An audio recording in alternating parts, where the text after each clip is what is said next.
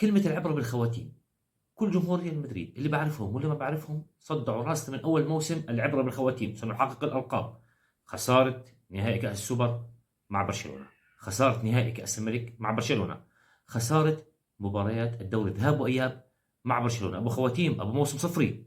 أجت الخواتيم. وين خواتيمك؟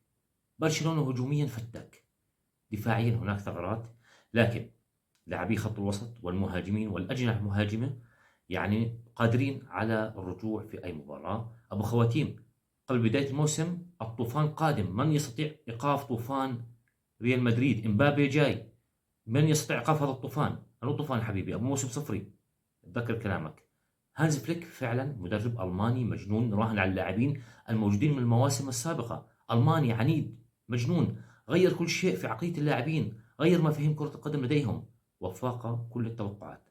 الضغط العالي متقدم، والاعتماد على مصيدة التسلل، لها ما لها وعليها ما عليها.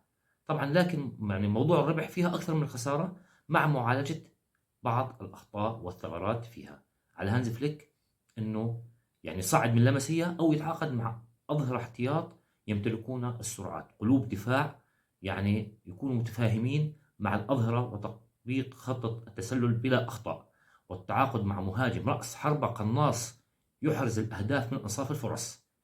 برشلونة بإذن الله راح يكون الموسم المقبل أقوى وأعنف وأشرس وقادر على تحقيق كل البطولات إن شاء الله.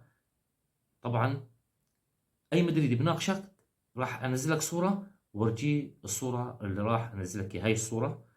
تحيا برشلونة دائما وأبدا.